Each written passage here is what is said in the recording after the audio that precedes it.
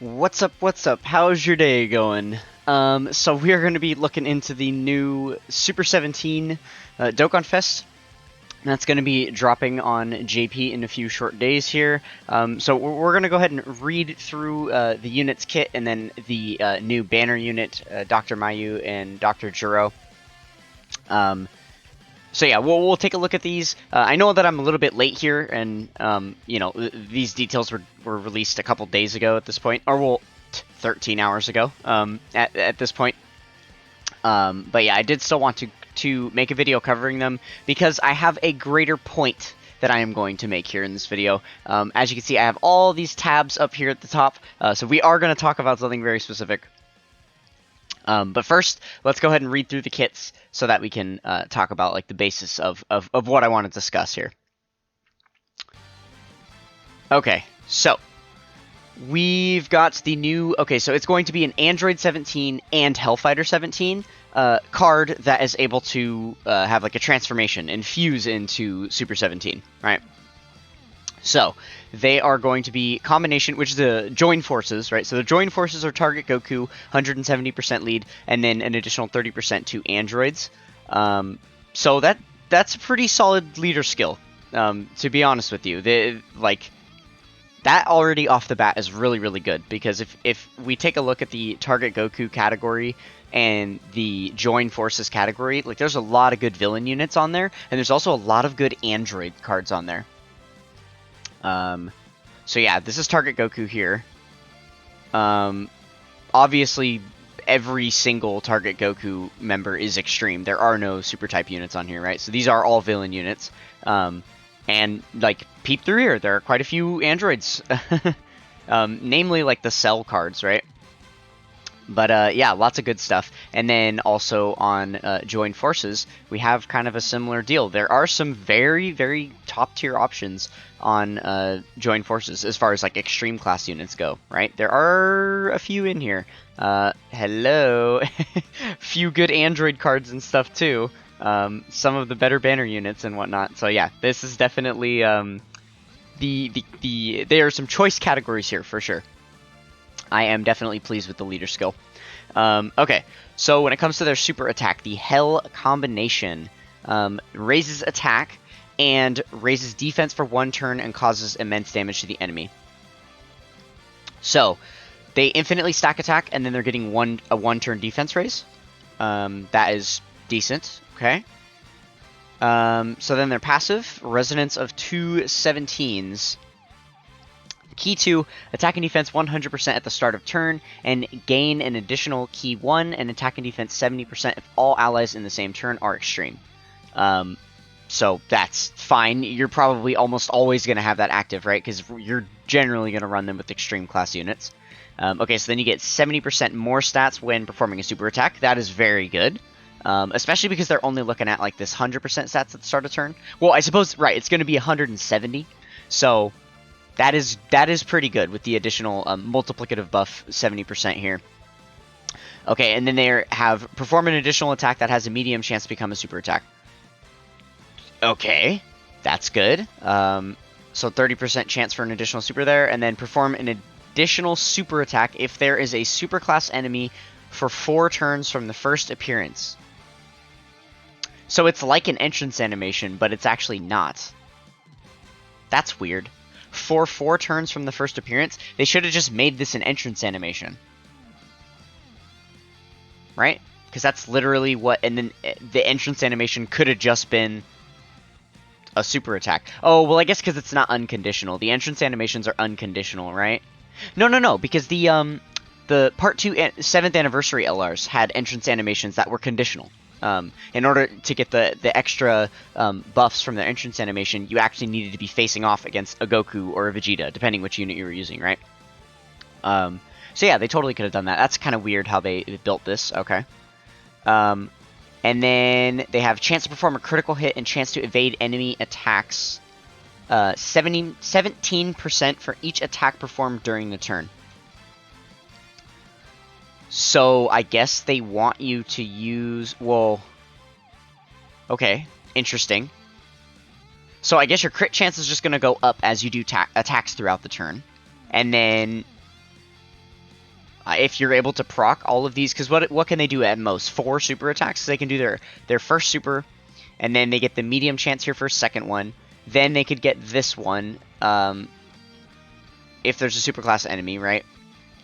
And then they could get the hidden potential system. So you could do up to 4 super attacks. You're probably not going to see 4 often though. And then once this this like little entrance animation thing wears off, then obviously you're only going to be able to get 3. But that's still really good. Like basically 50% chance to dodge on a good turn, right? That is super helpful. So yeah, they don't look terrible in base, honestly. They're all right, but in base that's not really where the problems lie. The problems start to come with the transformation portion of things. But first, let's go ahead and look at the rest of their kit. So we've got their active skill, Diffusion. So this is able to be used when HP is 70% or below, and 5 or more turns have elapsed from the start of battle.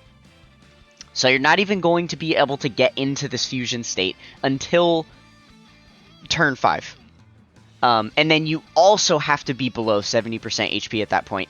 And there are quite a few units that we have just struggled to see that kind of thing with. Someone else that has basically this exact same activation condition is the Super Saiyan 2 Goku, the physical Super Saiyan 2 Goku that transforms into Super Saiyan 3 Goku. It is so hard to get that transformation because getting below that 70% HP mark is actually like really tough to do, especially in today's meta with the way that all the red zone bosses and stuff like hit. You're either tanking everything for double digits, or if you're taking damage, you die. Pretty much, that's how it works. Like it's a pretty rare situation to just float like half your health bar down and then still like live on to the next turns. That isn't really a thing. At least if you're not using items, that's not really a thing. But if you're obviously just giving yourself artificial defensive buffs through items, then you're able to sponge some of the damage away, and then you definitely can make things like this happen, right? But I'm not really interested in items. I want units to be good on their own without having to depend on items to help them, right? So this is not great, honestly. I would really have hoped that you could transform into this state sooner, or just in an easier way, right? But that is what it is. So really quick, we'll go ahead and take a look at the links and categories. Brutal Beatdown, Android Assault, Shocking Speed, GT, Nightmare, Fear and Fierce Battle. That's pretty standard for an Android unit. And like a Super 17. This is like the Super 17 link set, right? So that's not surprising to see there at all. And the categories. So we've got Joined Forces, Target Goku, Androids, Artificial Life Forms, which is an interesting one. We'll come back to that. Inhuman Deeds, Power Absorption, GT Bosses, another really interesting one. Battle of Fate, and Fuse Fighters. So a lot of these teams, these like trash villain teams, really do need some help. Target Goku could definitely use the help. Androids and Artificial Life Forms can use all the help they can get. Even Inhuman Deeds definitely can use some, right? Power Absorption, like literally all of these villain teams are, understacked. They need more units for sure. And then he is on Battle of Fate's Fuse Fighter too, which is kind of just neat that he's there. He's obviously not going to link up well with like many of the units on those teams, but it is an option. So the two that are most interesting to me, Artificial Life Forms. The reason why this is interesting is because this is not a Super 17 in base. Super 17 himself is an artificial life form, but this is not a Super 17 card. This is an Android 17 and Hellfighter 17 card. Hellfighter 17 is an artificial life form, right? Because he was like completely generated. He's 100% synthetic. Android 17 was once a human, and he was converted into an android, so he is not an artificial life form. It does not count. So think about like a card like Super Saiyan 2 Vegeta and Bulma. That card is not on any categories that Vegeta cards are on, right? Doesn't get to be on Pure Saiyans, doesn't get to be on Worthy Rivals, doesn't get to be on like any of that type of stuff, right? Because the Bulma is in the name of the card too. So they kind of like did this differently. This isn't normally how they would do something. Because Android 17 is in the title, technically this should not be an artificial life forms category unit. But it is, so that is just kind of a W for us. So that is really, really good. And then the other thing that's good is GT bosses. The fact that they're on GT bosses. Just because this is literally one of the worst categories in the game. It's so bad. That's it. This is the category. Okay, so obviously the leads up here that they post are duplicated copies of units down here, right? So all the units up here are also down here. We've got these 3 LRs, okay, and this. That's the whole category. That's it. There's nothing else. Oh, I'm lying to you. There is, where is it? Where is it? This guy. This World Tournament unit that doesn't get an Awakening, so he's just an SSR. He is actually one of the more decent units on the category, funny enough. So yeah, there's that guy too. So add him to the mix. And then there's the entire category. It's nothing. So any buffs we can get for this category is an absolute plus in my book. So yeah, very, very exciting stuff to see, indeed. Okay, now, for the real juicy meat and potatoes here, let's go ahead and look at the transformed version, the Super 17 himself. So his super attack, the Electro Eclipse Bomb, greatly raises attack and defense for 1 turn, causes immense damage, and greatly lowers defense. Perfect. And then the passive, the Perfect Theory, he gets 3 key, attack and defense 170% from the start of turn. Okay, so now he doesn't need the need to have the extreme class allies to get this. He just gets the 170 out the gates. Gains an additional attack 170% when performing a super. So he doesn't get additional defense on super attack anymore, but he does get a lot more attack. He reduces damage received by 34% for 4 turns from the first appearance. Okay. Reduces damage received by an additional 17%. Oh, just for free. So that's what, 51%? So 50% damage reduction? It's pretty good for the first 4 turns that he's out, right? Performs an additional attack that has a high chance to become a super attack when an attack was received. So that is implying they want you to use him in slot 1. Because obviously you'd only get this attack if you received a hit before dishing out a hit. Okay. And then you gain an additional defense 17% per attack received up to a max of 170. So you need to get hit 10 times. Okay. And then you have a medium chance to crit if there's a superclass enemy. He absorbs Ki Blast super attacks, which is awesome. Aims at this character and recovers 34% of damage as HP if HP is 70% or less. So that's good. He has a nice healing mechanic in there too. This is somewhat unique. We haven't really seen much like this before, so it will be interesting to see how effective this healing skill is. And then reveals the locate. Oh, he has a scouter if HP is 34% or less. Okay, so that's like a Hail Mary. You're probably almost never going to see that, right? Okay, so here's the problem. This guy can only come out on turn 5 at the earliest, and then he needs to receive 10 hits to get his maximum defensive buffs and to be at max power. When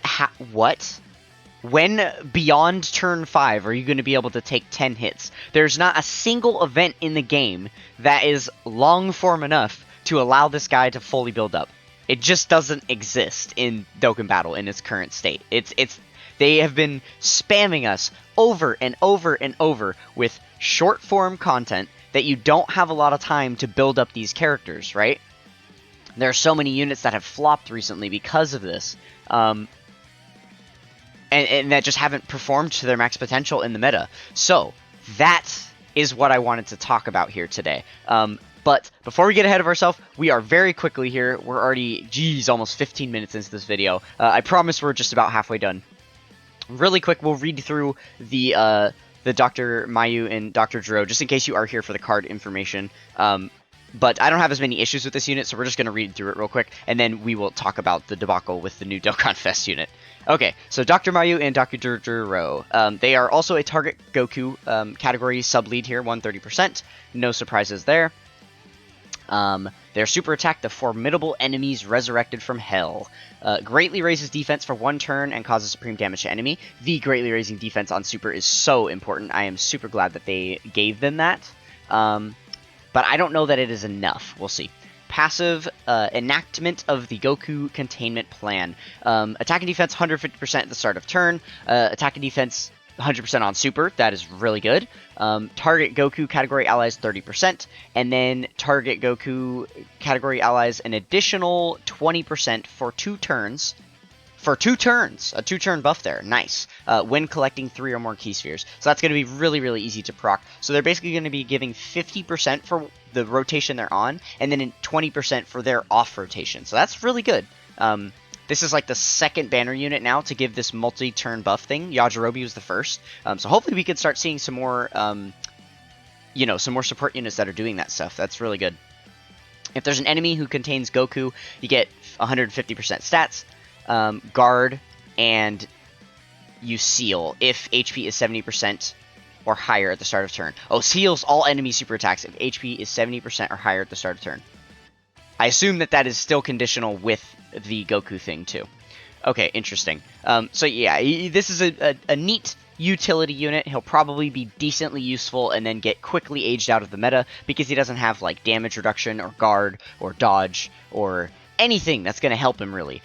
So he's going to look somewhat impressive. He's going to put up a couple million in damage and a couple 100k in defense. And in a few months, when a new hardest event comes out, this unit is going to be completely unusable for the rest of the game's existence until it EZAs. So look forward to that. Okay, so really quick, their links. Prodigy's Thirst for Conquest, GT, Scientist, Nightmare, Fear and Faith, Fierce Battle. And then the categories, not very many here. This is really, really sad. Target Goku, Join Forces, Terrifying Conquerors, Battle of Wits.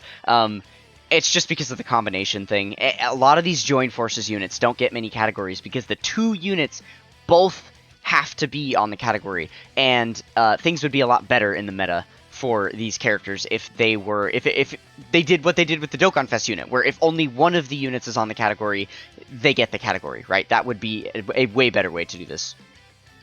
But yeah, unfortunately, that's not the case. Okay, so yeah, moving on from the Mayu and Jiro card, don't really have issues with them. I think that they're just kind of fine. A decent banner unit. They're no STR Piccolo or Int Pan or Rakuma Goldo, any of those type of units, but they're decent.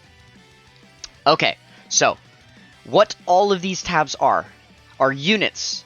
Every single unit since the 7th anniversary that is running on this new meta that Dokkan is doing, where they want units to take a bunch of hits and take a lot of turns to build up their passives to be at their max potential.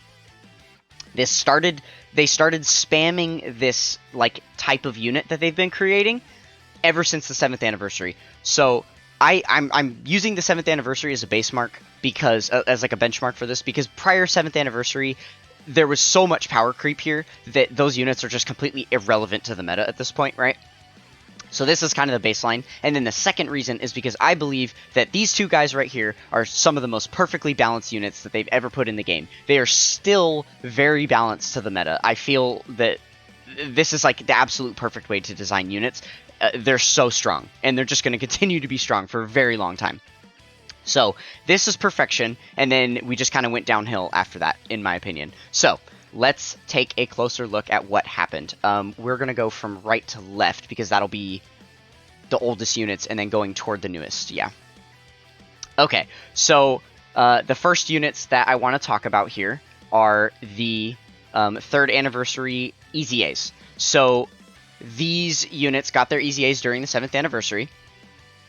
I want to point out the main thing with these units, there's really not much to say about them. The main thing with these units is their transformation. The fact that you have to do it on the 6th turn. So it's like they made them underwhelming as all heck in base form, and then they made the transformations for them really, really busted. But the problem is you can only dish them out starting at turn 6. Oh yeah, by the way, your HP also has to be below 50% as well. And we already talked about why that's really hard to do, right? So, like, this is just an impossible unit to see. You're never going to see it. Now, if we were getting fights that were longer form and we were able to battle for 12 plus turns consistently, we would be seeing these transformations a lot more often, right? I remember when the Legendary Goku event came out and the Legendary Vegeta event came out and we finally had some long form content to farm, we were actually able to see these transformations for like the first time ever, right? So yeah, we just don't have content like that. So this just kind of feels like a waste. Okay, so then Rikuma Goldo. Okay, so I'm making a dual part point here about the shortened length of events and then the extended warranty on all of these units' passives. That's the main overall like grand point I'm trying to make here. And then the other thing that I want, the other point that I want to make, if you remember, on the new DOKKANFEST Android 17, he has to get hit all those times, right, to build up his passive. There are way too many units that need to receive hits in order to build up their passive. You can't possibly put every unit in slot 1. And a lot of these units' kits aren't even built to be in slot 1, so it's like, how are they supposed to take all these hits if you're not putting them in the slot that has the most, potential to take hits, because there's 2 slots that attack it rather than just 1. And yeah, so every single one of these units is a unit that either takes a long time to build up or is a unit that needs to take hits in order to build up their passive. And some are both. Yeah, okay. So Rikuma Goldo, they need to receive a bunch of hits in order to build up their passive here. So that's just yet another unit that needs to do that. Which, again, if we had a 15-turn fight, a 20-turn fight, you could throw an entire team of 6 units that all need to take 7 hits in order to fully build up their passive. Because you would have plenty of turns to switch up your rotations and get all the units, the stuff that they need. But when the final phase of the event is turn 5, and you have 6 units, or even like 5 units, 4 units that need to take a bunch of hits, usually half of them haven't taken like a single hit yet, and then they just get mollywopped. So, yeah. Okay, moving on to the next. Ah, yes. The the exchange Goku and Gohan youth here. So these guys have to perform multiple different super attacks. How many is it here? I don't remember the exact number. 3. So they have to perform 3 super attacks, and then on the following turn, they'll be able to exchange with the Gohan. And then once you exchange with Gohan, this guy has to take like 6 hits. He has to take 6 hits after that, and you're already on like turn 7. It's just, you're never going to see the max potential here. It doesn't happen.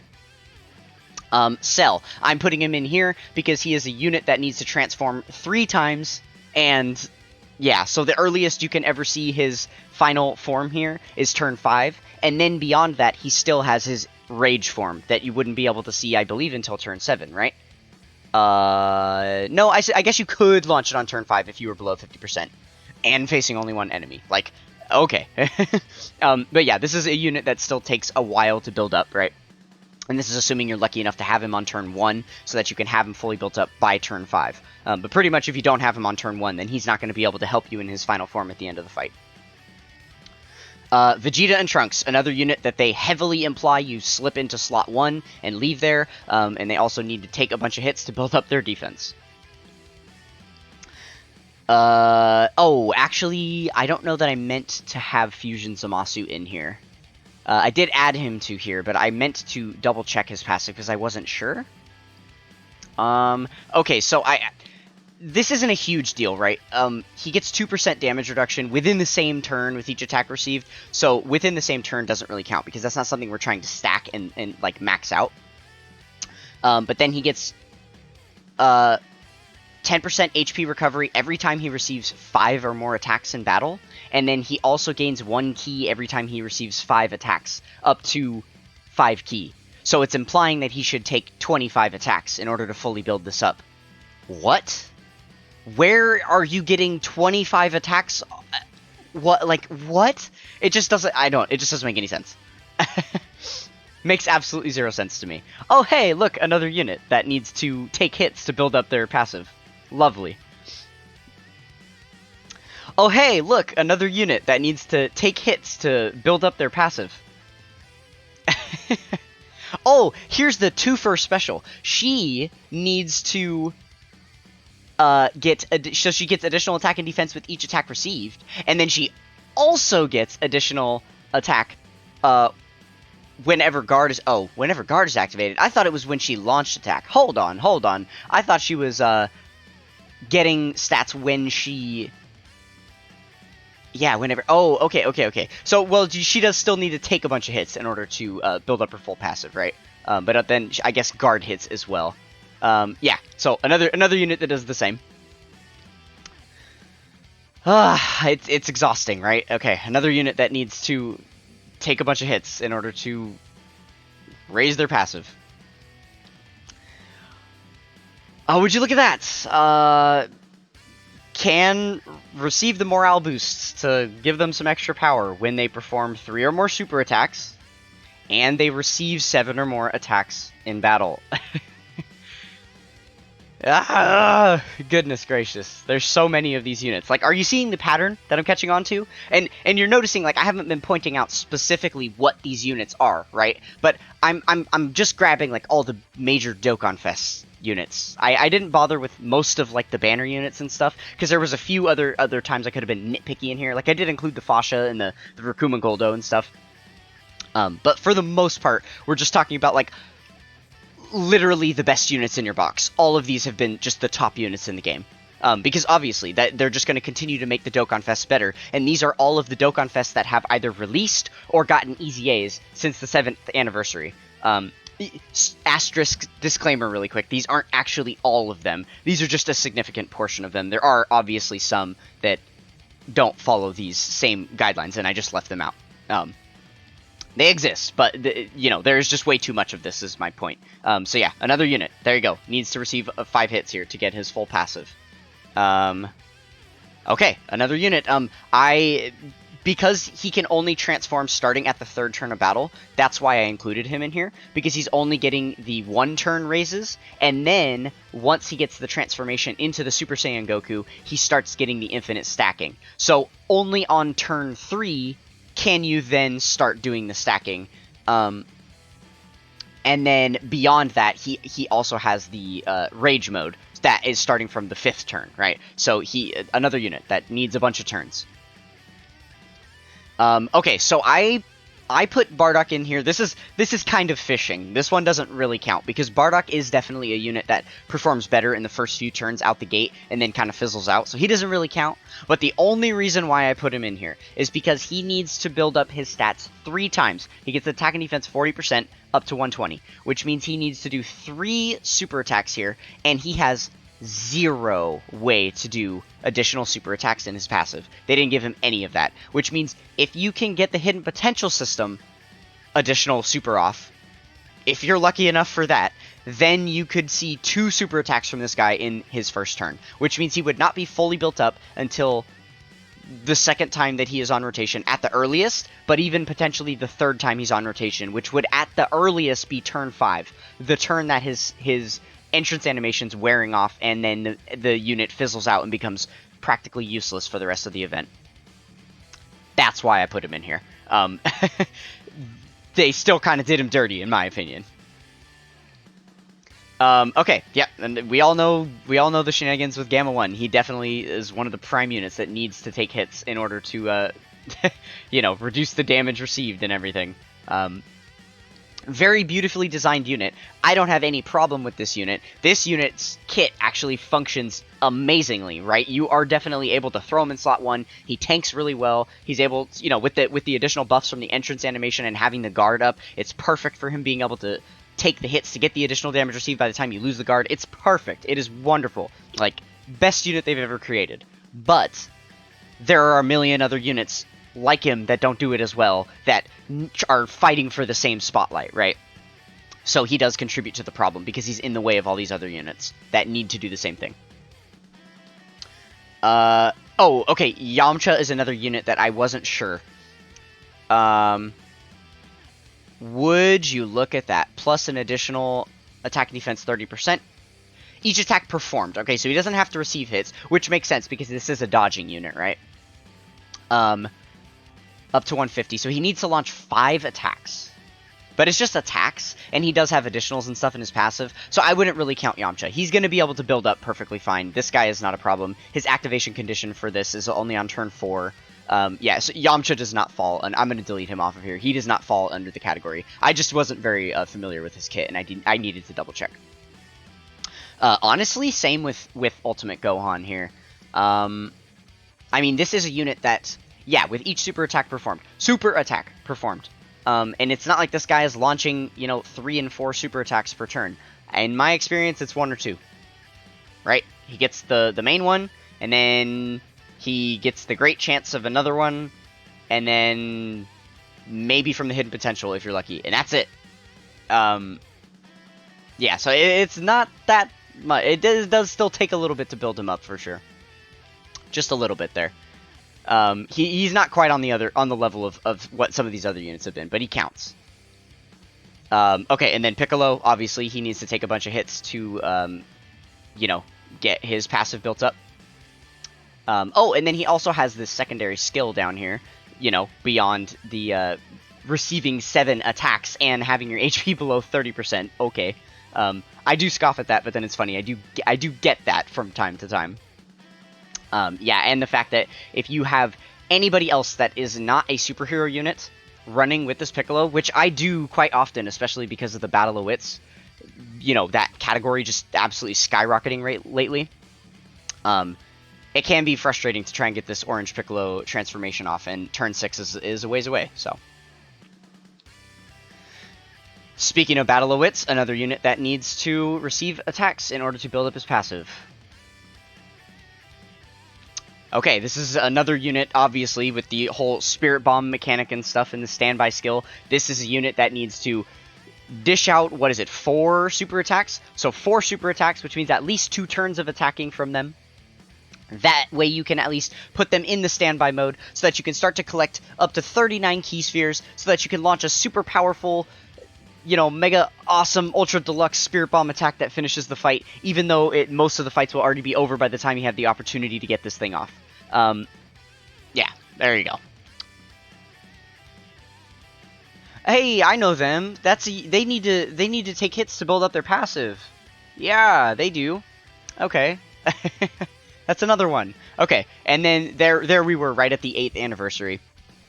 Oh, I didn't pull up the Part 2 LRs for the 8th anniversary, but I will spare you the pain. They gotta take hits to build up their passive. Literally both of them. So, it's just, oh, man. Okay, and I actually remembered, literally in the middle of ranting about all this, that there's one more unit that I forgot to bring up here. The STR Super Boo. That just got his Extreme Z Awakening. That unit, he doesn't transform until turn 5, and his base form isn't very good. And then once you get that transformation, right, there's still more that he has to do on there. Like, I believe at least one of the transformations does have a bunch of hits he needs to take to build up stats after the turn 5 transformation has already happened. So, there is way too many of these units that they keep releasing. And they just keep doing it. They're ruthless with this. So, for that reason, I'm out. If you've ever seen Shark Tank, that's the that's where I'm at in my head at this point. That is the reason why I'm really not hyped for this unit. So I'm gonna say it now. This will be my very first prediction on my YouTube channel. We'll see how I fare with this, but I am thinking that before long they are going to release something that is a very long form event. They brought us through that meta somewhat briefly when the Legendary Goku event was the hardest thing in the game. But around the same time, they also started releasing the Infinite Dragon Ball History stages, and those were very difficult as well. And those were also, you know, long form fights that we were getting. So there were a few things that were happening. I want to say there's like one or two other like really long form events. I mean, I suppose you could count. No, like the collection of epic battles and stuff. Those aren't really long form fights. So I guess those are like the main 2. But they did come out around a similar time, and this was like around the time when people started discovering like, oh, all these units that are you know, raising attack and defense on super, there was a time in the meta where those units were the most, like, desirable ones. You wanted the units that were infinitely stacking because they were the units that were going to get you to the end of these long-form events, right? Well, now, they have just sneakily given us a bunch of strong units that do that kind of stuff, and then they've given us no events now to be able to, like, handle that stuff, right? Because we've gotten all of these short-form events. So my prediction is that in some... coming up soon, maybe even, like, for Saiyan Day, we could see a new long-form event. Just something super long that allows us to throw a cabaret of units on there that we can just experiment with all these passives. Because all of these units are still amazing. That's the thing. The 7th anniversary power creep was very, very heavy, and it put a big detriment on a lot of the power level of, like, most of the other units in the game, right? But all this stuff that's been posted, or, you know, released up to the 8th anniversary is still live, because they didn't really do much power creep with the 8th anniversary. The 7th anniversary units can still hold their own in the 8th anniversary content, right? So, they've definitely left that stagnant. So I think it's time that they, while we're in this new meta, now they bring this meta. Since we already have really hard short form content for this meta, we need to add long form content that has the same level of challenge, and then we'll be good to go. And then there's just going to be all kinds of units that become amazing all of a sudden, and I can't wait for it. So it definitely has to happen at some point before the end of the game's lifetime. Like, right, we are going to shift back to a long form events meta at some point. My idea for it, what they could have done, is that 8th anniversary battle event that dropped could have just been one fight against all of the 8th anniversary, or all of the anniversary headlining units, just back to back to back to back to back, all the way up. And then every single new anniversary that we have and releases new units, it just adds 2 units to the end of the fight, and you just keep doing a longer fight every year. I thought that would have been a great idea, and then they solved the problem, because now they always have something that's super challenging, long form, hard content in the game that continually gets added to every single year, and then we don't have that problem anymore, right? And because it's an anniversary event, it would be hype as all heck, and it would give awesome rewards, and there you go, right? So yeah, hopefully Dokkan does not continue to flop and give us the short form content and all of these unnecessary ass passives that we're never going to be able to use. So yeah, that is the end of my rant.